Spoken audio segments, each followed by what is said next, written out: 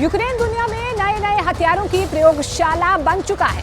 Putin ने Ukraine की सबसे बड़ी लड़ाई से पहले अपने एक अचूक अशस्त्र यूक्रेन की जमीन पर लॉन्च कर दिया। हथियारों के हजारों सालों के इतिहास में ये पहली बार हो रहा है जब बारूदी सुरंग जमीन से नहीं आसमान से धमाका कर रही है। पुतिन के इस अचूक अस्त्र से यूक्रेन में कोहराम मचा हुआ है। दूसरी तरफ प्रिगोजिन की मौत का राज अभी भी बरकरार है।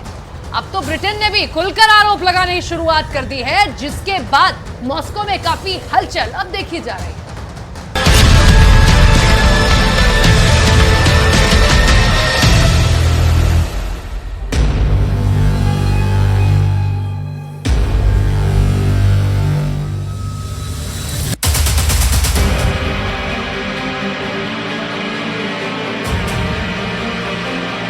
यूक्रेन के युद्ध में एक नए हथियार ने दुनिया को हैरान कर दिया है।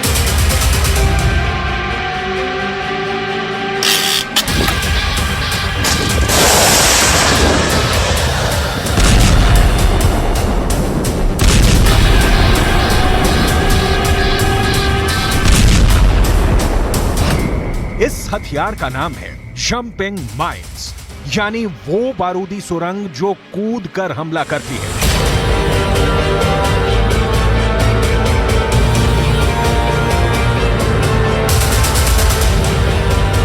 सुनकर तो बड़ी हैरानी होती है, क्योंकि आज तक हमने यही सुना था कि बारूदी सुरंग जमीन में बिछी होती है।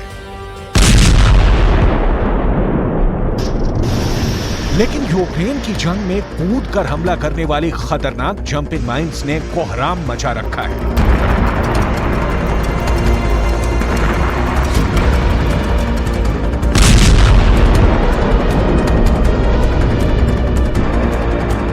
आखिर क्या है ये जंपिंग माइन और कैसे रूस ने जंपिंग माइन का खतरनाक इस्तेमाल किया है, ये आपको आगे बताने वाले हैं। इसके साथ ही बात करेंगे प्रिगोजिन की मौत के रहस्य की।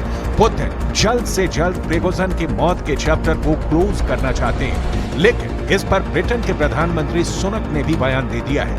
इसके अलावा नाटो ने भी प्रिगोजिन की मौत पर चौंकाने वाला बयान दिया है। क्या है प्रिगोजिन की मौत की असली वजह? बड़े खुलासे हम करने वाले हैं।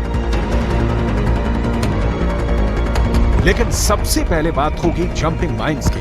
हम बात करेंगे पुतिन के इस नए हथियार की। अब तक आपने ऐसी लैंड माइन्स के बारे में सुना और देखा होगा जो जंग के मैदान में जमीन में लगा दी जाती हैं, और जब दुश्मन का काफिला जंग के मैदान से गुजरता है तब लैंड माइन के ब्लास्ट से टैंक और सेनाओं के परखच्चे उड़ जाते हैं।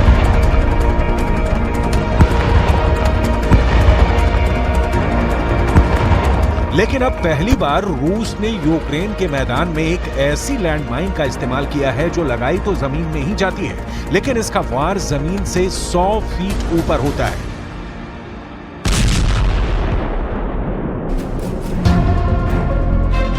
ये पुतिन का वो खतरनाक हथियार है जिसको यूक्रेन में रूस की सेना आजमा रही है।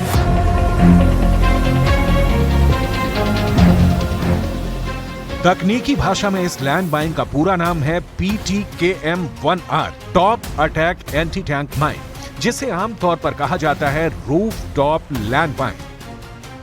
ये लैंड माइन कैसे काम करती है आप वीडियो को देखकर भी समझ सकते हैं। दरअसल इस रूफ टॉप लैंड माइन को जमीन में छुपा कर रखा जाता है। इसमें आगे की तरफ एक छोटी मिसाइल होती है। इसमें एक रेडार सेंटर होता है जो 100 मीटर में आने वाले किसी भी टैंक या बख्तरबंद गाड़ी की पहचान अपने आप कर लेता है।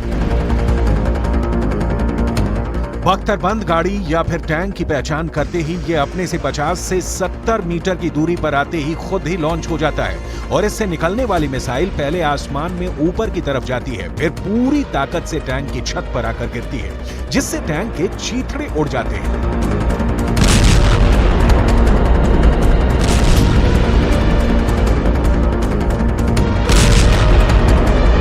इस roof top anti tank mine की सबसे बड़ी विशेषता ही यही है कि टैंक पर ऊपर से हमला करती है, क्योंकि टैंक की छत हमेशा टैंक की अगल बगल की दीवारों के मुकाबले पतली होती है, और यही टैंक की सबसे बड़ी कमजोरी भी होती है। इसी कमजोरी को ध्यान में रखकर यह एंटी टैंक माइन बनाई गई है।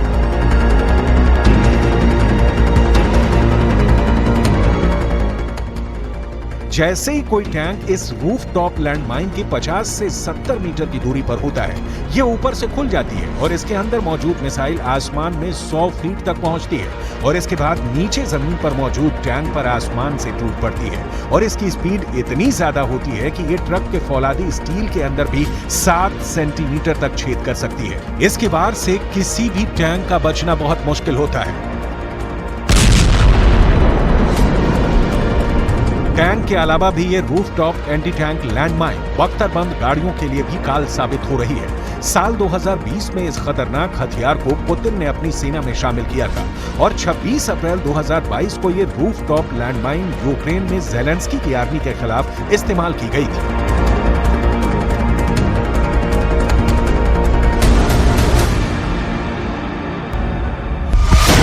ये रूफटॉप लैंडमाइन इसलिए बहुत घातक हथियार है क्योंकि इसे रास्ते से हटाना एक मुश्किल काम होता है। आमतौर पर जमीन में ब्लास्ट करने वाली लैंडमाइंस को हटाने के लिए दुनिया में तमाम तरह की विकल्प मौजूद है, लेकिन इस रूफटॉप लैंडमाइन को रास्ते से हटाने में खतरे बहुत ज्यादा होते हैं। यानी ये लैंडमाइन फेल नहीं होती बल्कि 100% का रिजल्ट देने की काबिलियत रखती है।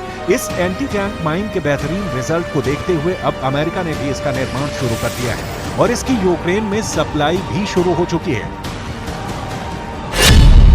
ये एंटी टैंक माइन उन इलाकों में ज्यादा सफल होती है जो मैदानी और सपाट होते हैं क्योंकि यहीं पर टैंकों से जंग होती है।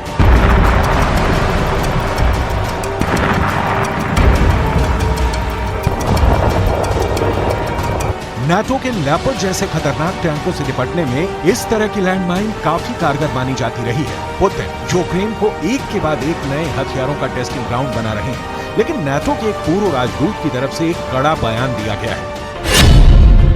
नाटो के एक पूर्व राजदूत की तरफ से दावा किया गया है कि प्रिगोजिन को इसलिए मारा गया क्योंकि प्रिगोजिन ने यह सच बोल दिया था कि यूक्रेन के अंदर रूस बुरी तरह से हार रहा है। नाटो के इस पूर्व अधिकारी की तरफ से यह कहा गया कि सिर्फ बगावत का बहाना बनाकर प्रिगोजिन को मारा गया है। ये बात सही नहीं। उनके हिसाब से असल बात यह है कि प्रिगोजिन सबको ये सच्चाई बता रहे थे कि रूस किस तरह यूक्रेन की युद्ध भूमि में पिट रहा है और यही सच्चाई पुतिन स्वीकार नहीं कर पा रहे थे, इसीलिए प्रिगोजिन को मरवा दिया। Well, the most important thing to say is that Russia's war against Ukraine is not going very, very well. And they are tearing themselves apart. You have these spectacles of a rebellion against the leadership by the preeminent military force in Ukraine at the time, then striking a deal that purportedly puts them at peace, but in fact Putin goes after and kills the head of that group, shooting a plane out of the skies over Russia, who is himself a Russian warlord. These are all very bad signs for Russia's military. दूसरी तरफ Britain के प्रधानमंत्री ऋषि सुनक की तरफ से भी एक बड़ा बयान आया।